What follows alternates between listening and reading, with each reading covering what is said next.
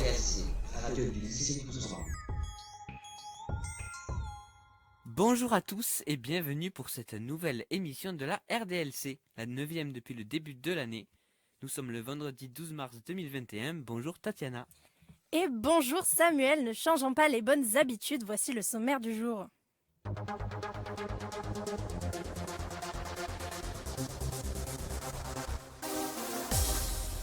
Cette semaine, ce seront les rubriques culturelles que vous entendrez en premier. Mathéo nous parlera tout d'abord de danse traditionnelle ariégeoise, puis Enzo s'intéressera avec nous au processus de sédentarisation.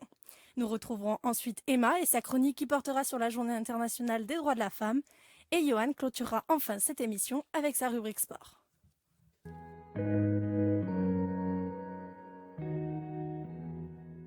Après des chroniques sur le bien-être animal ou des billets d'humeur, Mathéo revient aujourd'hui pour nous présenter des danses traditionnelles biroussanes. Bonjour Mathéo. Salut tout le monde, je suis aujourd'hui avec vous pour vous présenter les danses et les costumes biroussans. Tout d'abord, il faut savoir qu'il y a plusieurs types de danses. Il y a les bourrées, les valses, les scottiches, les traversées, celles en ronde, celles à quatre, bref, cela peut varier. Une danse a souvent une histoire. Par exemple, celle que nous appelons la toutis présente les jeunes couples qui vont se marier durant l'année. Les amoureux font une phase de la danse au centre du cercle pendant que le reste des danseurs les acclament accroupis. La castagne, une autre de nos danses, représente la fête de la châtaigne, tandis que la maïrilaï représente les travaux au champ. Il existe deux types de costumes, le costume de travail et le costume de fête. Pour les hommes, il se compose d'une chemise, d'un pantalon, de guêtres, de chaussettes, d'une ceinture et d'une paire de sabots. Selon le type de costume, des accessoires peuvent être modifiés ou ajoutés. Par exemple, avec le costume de fête, on porte des pompons autour du col de chemise, un chapeau à large bord et des sabots de bête mâle. La ceinture, elle, est portée avec un pan sur la cuisse gauche. Tandis que pour le costume de travail, la ceinture est portée sans pan, une bounette remplace le chapeau et les sabots ont de petites pointes qui servent à décrotter les semelles. Pour les femmes, le costume de fête se compose de beaucoup de pièces. Un bandeau sur lequel on fixe des dentelles plissées qu'on appelle ruchées et qu'on recouvre d'une coiffe en tissu. Les femmes portent un panty sous le jupon, lui-même et sous la jupe, qui elle-même est recouverte d'un tablier. Elles portent aussi une guimpe sur laquelle elles mettent un caraco. Les femmes se chaussent de chaussures en cuir ou de sabots à pointe comme les hommes. Pour le costume de travail, les femmes ne portent pas de coiffe mais un fichu. La chemise avec un caraco couvre le haut du corps et pour le bas, c'est toujours le même principe, panty, jupon, jupe et tablier. Dans l'établissement, des biroussans se cachent parmi le personnel administratif, les enseignants et les élèves. Sauriez-vous les reconnaître? J'espère que ma chronique vous a plu. Je vous dis à la prochaine. On te remercie Mathéo pour ce petit tour des traditions locales.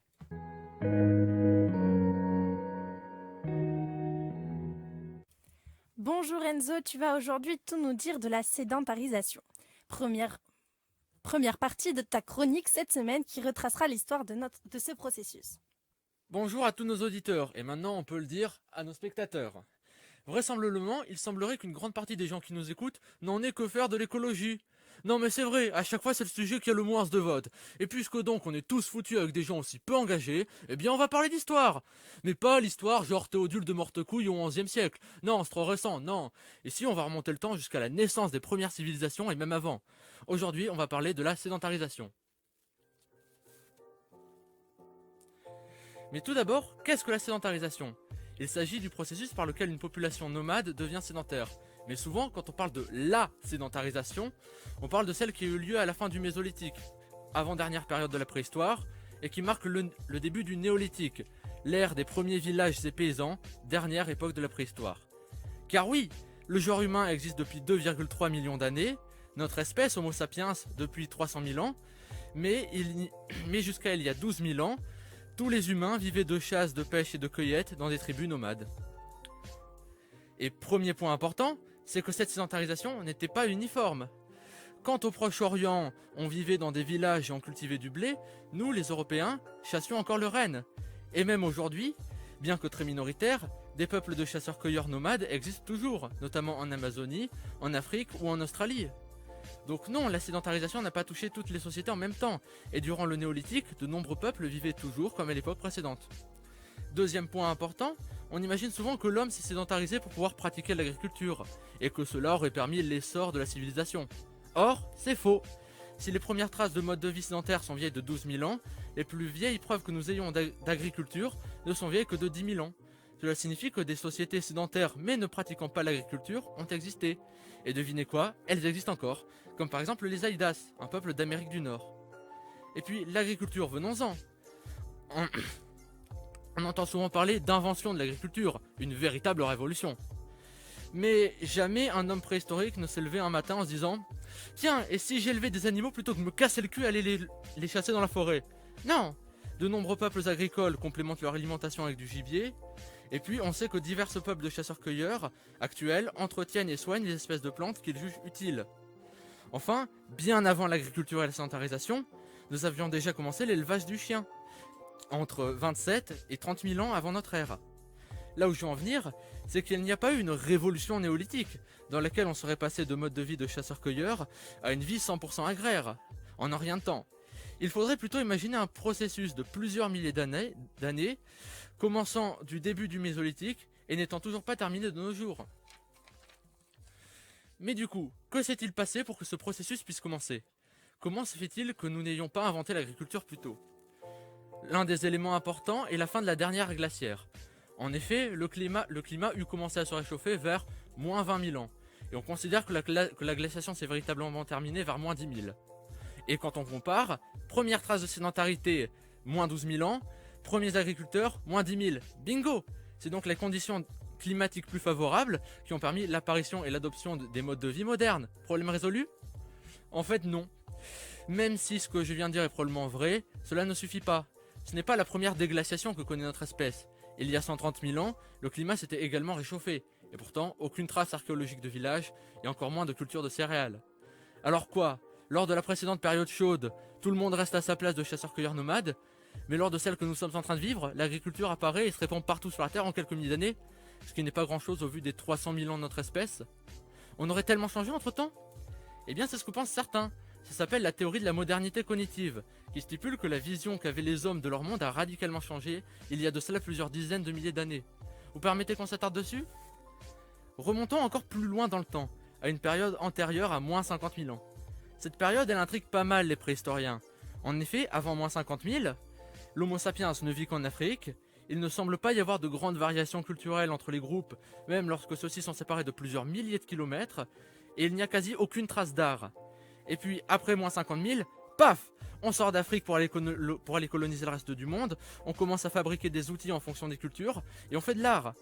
Bien que cela ne soit pas une certitude, du fait que la faible diversité culturelle et l'absence de traces d'art puissent en partie être expliquées par le fait que les restes les plus anciens sont plus mal préservés, et donc en gros que plus c'est vieux, moins on a d'artefacts de l'époque, beaucoup de spécialistes défendent l'idée qu'il y a dû y avoir un grand changement dans l'intellect humain autour de cette période. Je ne vais pas m'enfoncer dans les détails car il y a beaucoup de débats quant à la nature de ce grand changement.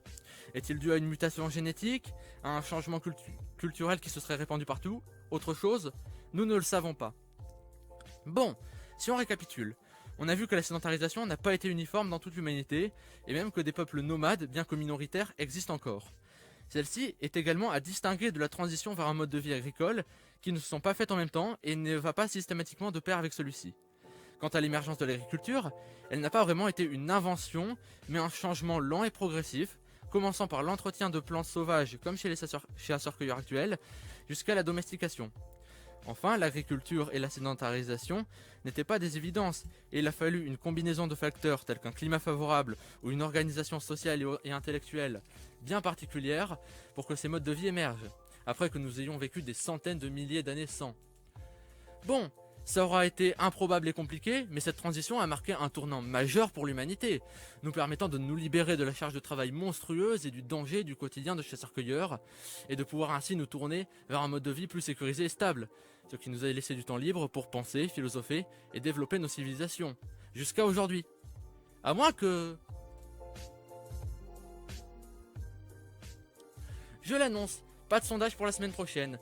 Nous avons vu cette fois-ci comment ont émergé les sociétés du néolithique, sédentaire et agricole, à partir de groupes de nomades chasseurs-cueilleurs. Et la prochaine fois, on se penchera plus en détail sur tous ces modes de vie, à l'occasion de casser encore quelques clichés. A bientôt sur RDLC.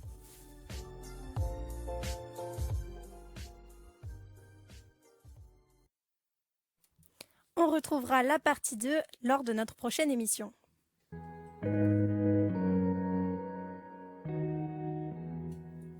Événement qui a marqué cette semaine la journée internationale des droits de la femme se tenait ce lundi 8 mars. C'est le sujet de la chronique du jour d'Emma. Bonjour Emma. Fake media, fake news. Nous sommes en guerre. This is all wrong. Bonjour Samuel et bonjour à tous. Je vous retrouve en effet aujourd'hui pour une chronique assez courte sur la journée internationale des droits de la femme. Débutant tout de suite par le contexte.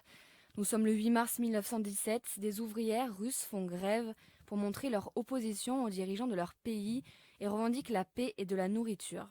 En plein cœur de la Première Guerre mondiale, les hommes russes au front, mourant par milliers, ont alors besoin des femmes pour assurer le bon fonctionnement de la société. C'est donc suite à cette grève que le gouvernement céda et fut remplacé, accordant le droit de vote aux femmes la même année, donc en 1917. Rappelons tout de même que les femmes françaises n'ont obtenu le droit de vote que 27 ans plus tard, en 1944. Cet exemple assez concret est en partie à l'origine de la création de la Journée internationale des droits des femmes. Ces mêmes droits, nous pouvons le constater au quotidien, ne sont pas exactement au même niveau que ceux des hommes. Effectivement, selon une étude récente de l'INSEE, datant de 2020, les hommes gagnent en moyenne 28,5% de plus que les femmes, et à postes et compétences égales, l'écart de salaire est de 9%. Cette journée a donc pour but de faire valoir ces droits tout en revendiquant, de manière générale, l'égalité des droits et des chances pour tous, hommes et femmes confondus. C'est donc en 1977 que l'ONU rend officielle cette journée. Effectivement, l'Organisation des Nations Unies a pour objectif de faire valoir la paix. De ce fait, nous comprenons que l'égalité homme-femme est primordiale pour maintenir la paix dans le monde. La Journée internationale des femmes est aujourd'hui célébrée partout dans le monde et peut, dans certains pays, être même un jour férié, comme par exemple en Corée du Nord, en Chine ou encore à Cuba et de façon plus générale dans les pays communistes ou l'ayant été. Dans d'autres pays, cette journée donne lieu à des manifestations comme le 8 mars dernier à Qamishli en Syrie ou encore cette année à un appel mondial à la grève féministe relayé par de nombreux syndicats partout dans le monde. Et pour bien terminer cette émission, retrouvons Johan. Les nombreux changements à Marseille et les résultats du cyclisme sont à la une de la chronique sport. Bonjour Johan. Bonjour Tatiana, et oui ça bouge à Marseille puisqu'après l'annonce de Franck McCourt, l'actionnaire du club, Jacques-Henri Hérault n'est plus le président de l'OM et c'est Pablo Longoria qui était le head of football du club depuis à peu près un an, qui va donc changer de rôle et devenir le nouveau président de Marseille. Mais c'est pas tout puisque après le départ d'André Villas-Boas, c'était Nasser Largué qui était l'entraîneur par intérim mais n'a pas du tout été satisfaisant. Pablo Longoria, le nouveau président donc, a décidé de faire revenir Georges Sampaoli qui était avant à l'Atlético Mineiro et qui est selon moi un très bon coach qui correspond bien à Marseille puisque c'est un entraîneur avec du caractère et bouillonnant un peu comme Diego Simeone. Chez le rival parisien, le match retour de Ligue des Champions avait lieu mardi et s'est soldé sur un match nul 1-1 avec un pénalty d'Mbappé côté parisien contre un magnifique but de Lionel Messi côté barcelonais. C'est donc le PSG qui est qualifié même s'ils ont été largement dominés par le Barça au match retour, mais le manque d'efficacité d'Ousmane Dembélé notamment coûte cher aux Catalans. En ce qui concerne les autres matchs de Ligue des Champions, les grosses équipes ont gagné sauf la Juventus de CR7 qui se sont fait eux éliminer dès les huitièmes de finale par Porto.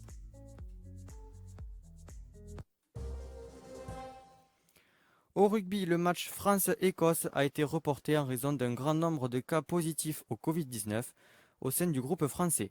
Le match a donc été reporté ultérieurement. En ce qui concerne les deux autres matchs du tournoi Destination, l'Irlande a écrasé l'Italie 48-10 et les Gallois ont battu les Anglais à domicile 48-24. Pour le match des Bleus de ce week-end face aux Anglais, les Bleus enregistrent le retour de 3 cadres qui étaient blessés, avec Virimi Vakatawa qui a réalisé un superbe match avec le Racing en top 14, Camille Chat qui est lui aussi au Racing et le chouchou toulousain Romain Ntamak. On souhaite donc bonne chance à nos bleus.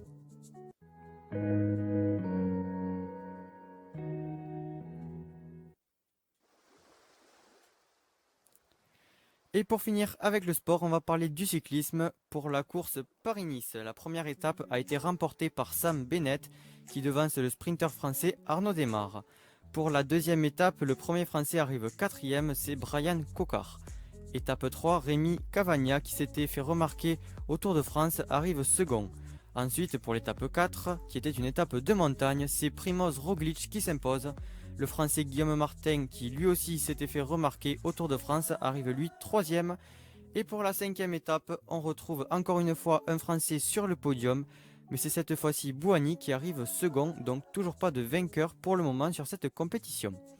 Ensuite, la 15e édition de la Strade Bianche se déroulait le 6 mars, et c'est le champion du monde de cyclocross Mathieu Van Der Poel, qui est néerlandais mais d'origine française, puisque je rappelle que c'est le neveu de Raymond Poulidor, qui s'impose devant le champion du monde Julian Alaphilippe et le dernier coureur du podium est le Colombien Egan Bernal.